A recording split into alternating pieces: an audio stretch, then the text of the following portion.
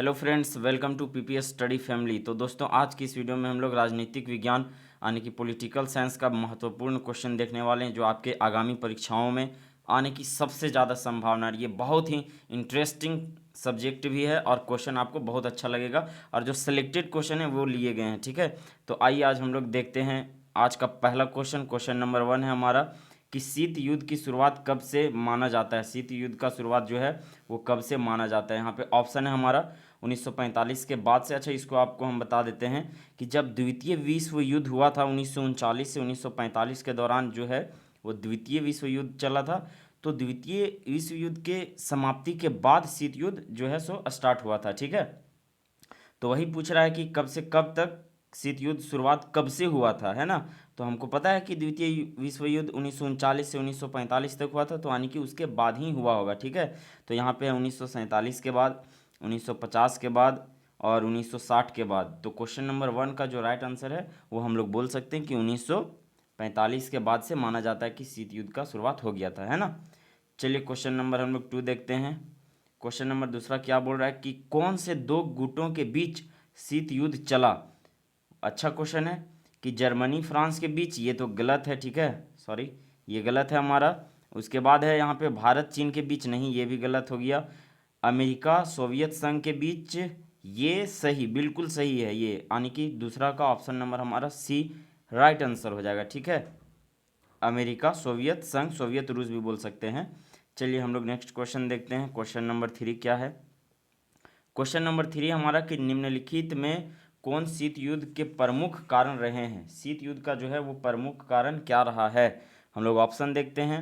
Option ये में है अमेरिका एवं सोवियत संघ के बीच सैद्धांतिक मतभेद, ये भी हो सकता है। ठीक है, उसके बाद है विजित प्रदेशों पर अधिपत्य संबंधी विवाद, ये भी हो सकता है। युद्धकालीन निर्णयों का अतिक्रमण, ये भी ठीक है। तो यानी कि उपयुक्त तो सभी हो जाएगा। यहाँ पे ऑप्शन नंबर डी हमारा राइट आंसर हो जाएगा। ठीक है, चलिए नेक्स्ट क्वेश्चन हम लोग देखते हैं। क्वेश्चन नंबर 4 क्या है। क्वेश्चन 4 बोल रहा है कि सोवियत संघ में साम्यवादी शासन की स्थापना कब हुई। सोवियत संघ में साम्यवादी शासन की स्थापना कब हुई। तो क्वेश्चन नंबर 4 का जो हमारा राइट आंसर हो जाएगा वो ऑप्शन नंबर ये 1917। ठीक है, चलिए हम लोग नेक्स्ट क्वेश्चन देखते हैं।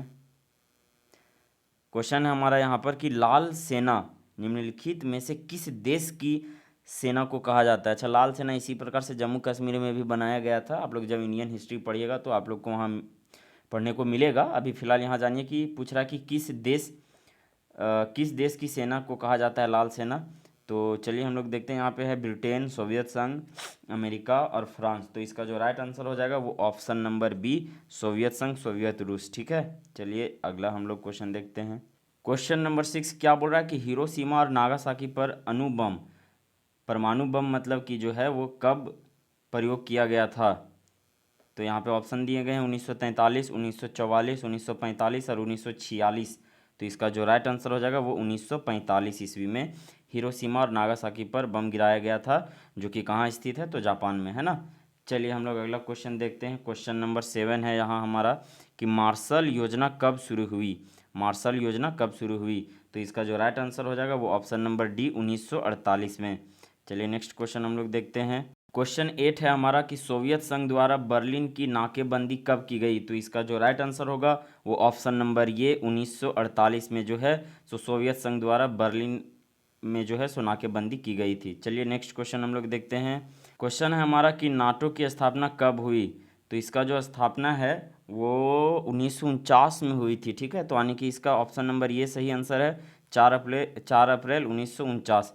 चलिए नेक्स्ट क्वेश्चन हम लोग देखते हैं। Question number 10। क्वेश्चन 10 क्या बोल रहा है कि नाटो के स्थापना का मुख्य उद्देश्य क्या था। नाटो पर तो एक अलग से वीडियो, सेपरेट वीडियो बन सकता है। ठीक है, लेकिन अभी फिर भी हम लोग यहाँ पे कम समय में बेहतरीन क्वेश्चन देख रहे हैं, तो उसमें हम लोग यहाँ पे जल्दी से देख लेते हैं। क्या बोल रहा है कि नाटो के स्थापना का मुख्य उद्देश्य क्या है। तो इसका जो मुख्य उद्देश्य है, डायरेक्ट हम आते हैं आंसर पे कि पश्चिम यूरोप में सोवियत प्रभाव के विस्तार को रोकना था, है ना। तो यानी कि ऑप्शन नंबर सी इसका राइट आंसर हो जाएगा। अगला क्वेश्चन हम लोग देखते हैं कि नाटो के स्थापना के समय कितने सदस्य देशों हस्ताक्षर किए थे। मतलब नाटो का जब स्थापना हो रहा था उस समय कितने देश जो हैं से वहाँ पे हस्ताक्षर किए थे। तो तो इसका जो राइट आंसर हो जाएगा वो ऑप्शन नंबर ये 20। ठीक है, कितने देश हस्ताक्षर किए थे? तो 20। अगला क्वेश्चन है हमारा कि चीन संयुक्त राष्ट्र संघ का सदस्य कब बना, यानी कि यूएन का सदस्य कब बना था चाइना? तो इसका जो राइट आंसर हो जाएगा ऑप्शन नंबर बी 1971 में। ठीक है, अगला क्वेश्चन हम लोग देखते हैं। अगला क्वेश्चन है हमारा कि अमेरिका में वाटरगेट कांड की घटना कब हुई? अमेरिका में वाटरगेट कांड की घटना कब हुई थी? तो इसका जो राइट आंसर हो जाएगा हमारा ऑप्शन नंबर डी, यानी कि 1974 में। चलिए नेक्स्ट क्वेश्चन हम लोग देखते हैं। नेक्स्ट क्वेश्चन है हमारा यहाँ पर कि प्रथम यूरोपीय सुरक्षा शिखर सम्मेलन कब हुआ? तो इसका जो राइट आंसर हो जाएगा वो ऑप्शन नंबर ये 1973 में। चलिए नेक्स्ट क्वेश्चन हम लोग देखते हैं। 15 नंबर क्वेश्चन है हमारा कि क्यूबा के मिसाइल संकट के समय संघ के प्रधानमंत्री कौन थे? तो इसका जो राइट आंसर होगा वो ऑप्शन नंबर बी हो जाएगा, निकिता खुशवेव थे। ठीक है, चलिए हम लोग अगला क्वेश्चन देखते हैं। मार्शल योजना क्या थी? क्वेश्चन नंबर 16 हमारा कि मार्शल योजना क्या थी?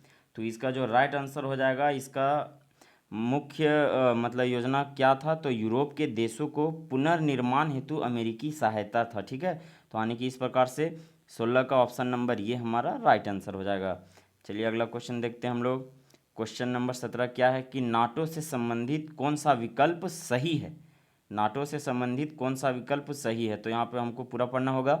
क्या है कि उत्तरी अमेरिका संधि संगठन, उत्तर अटलांटिक संगठन, उत्तरी अमेरिका आतंक निरोधक संगठन, उपयुक्त में से कोई नहीं। तो देखिए ये तो पूरी गलत है। उसके बाद ये भी नहीं होगा आंसर हमारा। उत्तरी अमेरिकी संघ ये भी नहीं है, ये से अमेरिका नहीं है, अटलांटिक होता है। ठीक है, तो यानी कि 17 का ऑप्शन नंबर बी हमारा राइट आंसर हो जाएगा। तो कुल मिला के कहने का मतलब ये हुआ कि हमारा ऑप्शन नंबर बी सही आंसर हो जाएगा, उत्तर अटलांटिक संगठन। ठीक है, अगला क्वेश्चन हम लोग देखते हैं। क्वेश्चन नंबर 18 क्या बोल रहा है कि किस देश के प्रभुत्व से एक ध्रुवीयता कायम हुई? किस देश के प्रभुत्व से एक ध्रुवीयता कायम हुई? तो इसका जो राइट आंसर हो जाएगा वो यहाँ पे क्या है ऑप्शन? रूसी संघ, चाइना है, फ्रांस है और ऑप्शन डी में है अमेरिका। तो इसका राइट आंसर डी अमेरिका हो जाएगा। ठीक है, चलिए अगला क्वेश्चन हम लोग देखते हैं। Question number 19। अच्छा, आज की इस वीडियो में भी जो है सो 25 टोटल क्वेश्चन लिए गए हैं, जिसमें से 24 का आंसर हम बताएंगे और एक क्वेश्चन आपके लिए छोड़ेंगे जो आपको आंसर कमेंट बॉक्स में बताना है। ठीक है, आप आंसर जरूर बताएंगे।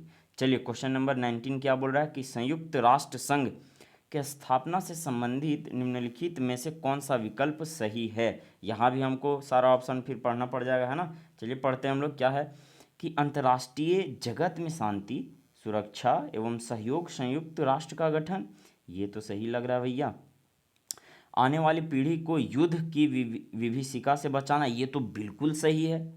क्यों? क्योंकि जब यूएन बना था उसका मुख्य उद्देश्य यही था। उसके बाद है राष्ट्रों की संप्रभुता की रक्षा, ये भी सही है। तो कुल मिला के हमारा कहने का मतलब है कि तीनों सही है, इसलिए option number D right answer हो जाएगा, उपयुक्त सभी। ठीक है, चलिए अगला क्वेश्चन हम लोग देखते हैं। क्वेश्चन नंबर 20 क्या बोल रहा है कि हेलसिंकी भावना का संबंध निम्नलिखित में से किससे है? तो क्वेश्चन नंबर 20 का जो राइट आंसर हो जाएगा ऑप्शन नंबर बी, तनाव शैथिल्य से है। ठीक है, अगला क्वेश्चन हम लोग देखते हैं। क्वेश्चन नंबर 21 है हमारा कि गुट निरपेक्षता की नीति किस महादेश, यहाँ पे टाइपिंग एरर है, सॉरी, यहाँ महादेश होगा, आप लोग समझ रहे हैं, महादेश के मूल्य कि लोगों के नवजागरण का परिणाम था, है ना। क्वेश्चन आप लोगों को समझ में आ गया? तो इसका जो राइट आंसर हो जाएगा ऑप्शन नंबर बी, एशियाई महादेश। देखिए यहाँ पे देश लिखा हुआ है। ठीक है, चलिए क्वेश्चन क्या था कि गुट निरपेक्षता की नीति किस महादेश के मूल्य के लोगों के नवजागरण का परिणाम था? तो ऑप्शन नंबर बी, एशियाई महादेश, यानी कि जिसमें हम लोग रहते हैं। क्वेश्चन नंबर 22 है हमारे, निम्नलिखित में से किनके प्रयास से गुट निरपेक्षता की अस्तित्व में आई? यानी कि गुट निरपेक्षता जो है सो किनके प्रयास के द्वारा अस्तित्व में आया? तो यहाँ पे ऑप्शन ये तो हमको एकदम तुरंत सही लग रहा है कि जवाहरलाल नेहरू तो कंफर्म थे, मतलब इनका प्रयास तो था ही। उसके बाद और भी ऑप्शन हम लोग देख लेते हैं। ऑप्शन बी में है जमाल अब्दुल नासिर, ऑप्शन बी में है मार्शल जोसेफ ब्रॉज टोटो और ऑप्शन डी में है उपयुक्त सभी। तो देखिए ये दोनों भी थे। ठीक है, तो इस प्रकार से हमारा इस क्वेश्चन का आंसर ऑप्शन नंबर डी हो जाएगा, उपयुक्त सभी। चलिए हम लोग अगला क्वेश्चन देखते हैं, क्वेश्चन नंबर 23 नंबर क्वेश्चन क्या बोल रहा है कि गुट निरपेक्षता का प्रोत्साहित करने वाले प्रमुख कारक निम्नलिखित में से कौन है। तो इसका जो राइट आंसर हो जाएगा ऑप्शन नंबर डी होना चाहिए, क्योंकि यहाँ देखिए शीत युद्ध भी है, सैनिक युद्ध से ये अलग रखना है, राष्ट्रों को स्वतंत्र अस्तित्व की इच्छा, इसलिए तो गुट निरपेक्षता का जो है वो निर्माण किया गया था कि हम लोग भाई किसी गुट में नहीं रहेंगे, है ना, और हम लोग एक अपना राष्ट्र के रूप में रहेंगे।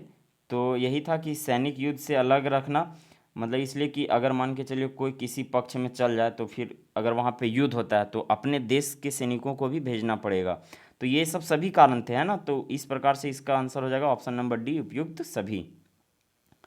चलिए हम लोग क्वेश्चन नंबर 24 देखते हैं क्या बोल रहा है कि अमेरिका में 1970 तक किस साम्यवादी देश को संयुक्त राष्ट्र का सदस्य नहीं बनने दिया। क्वेश्चन है हमारा कि अमेरिका ने 1970 तक किस साम्यवादी देश को संयुक्त राष्ट्र का सदस्य नहीं बनने दिया। तो इसका जो राइट आंसर हो जाएगा वो ऑप्शन नंबर बी हो जाएगा, साम्यवादी चीन को, है ना, यहाँ पे नहीं होगा। चलिए आज का लास्ट क्वेश्चन है हमारा और अच्छा क्वेश्चन है, इसका आंसर आप लोग भली भांति जानते होंगे, अगर नहीं भी जानते होंगे तो आपको इसको पता करना है ना। क्वेश्चन क्या है हमारा कि जर्मनी का एकीकरण कब हुआ। एकदम मोस्ट इंपॉर्टेंट क्वेश्चन है कि जर्मनी का एकीकरण कब हुआ। इसका आंसर आप लोग हमें कमेंट बॉक्स में बताने वाले हैं। ऑप्शन हम देख देते हैं एक बार, 1988 है, 1989 है, 1990 है और 1991 है। इसका राइट आंसर होगा क्या, सो आपको कमेंट में बताना है, ठीक है। तो आज के इस वीडियो में इतना ही, फिर हम लोग मिलते हैं किसी नए टॉपिक के साथ, तब तक के लिए नमस्कार, जय हिंद।